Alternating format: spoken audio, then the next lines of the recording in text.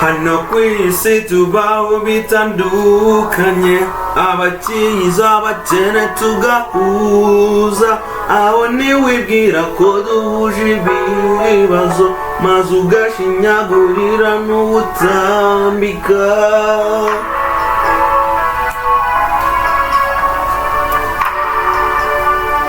Hinduka aho nurya byinshi ukanabisigaza, bikarangira ubimenye mu ngarane, kandi hari benshi babuje ibyo usigaje.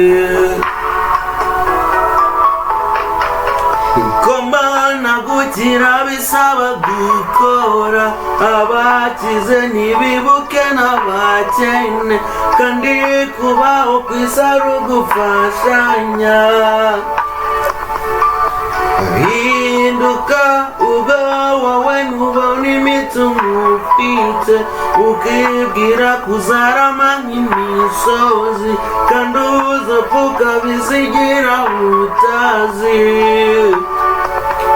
Ubikurute hinduka, ubikurute hinduka, ubikurute.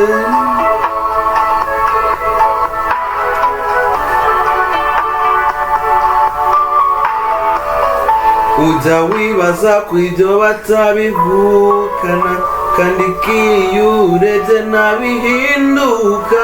Ubwo ntiwirengagize inshuti cyangwa abavandimwe ndetse n'urubyaro, ese ujya wibuka basi no gushimira rurema wenyine mujye ngubigaho.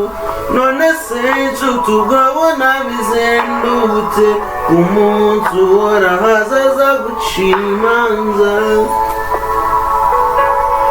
Merera uhinduke, ko mbona gukira bisaba gukora, abakize ntibibuke n'abakene, kandi kubaho ku isi ari ugufashanya.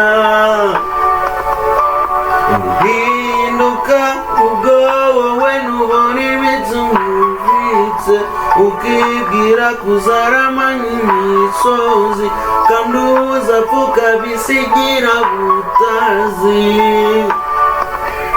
Ubikunze hinduka, ubikurute hinduka, ubikurute. Mbona gukira bisaba gukora, abakize ntibibuke n'abakene, kandi kubaho bisa ari ugufashanya. Hinduka ubwo wowe ntubona imitungo ufite, ukibwira kuzarama nk'imisozi, kandi uzapfuka bisigira utazi. Ubigenza ute? Hinduka, ubikora ute?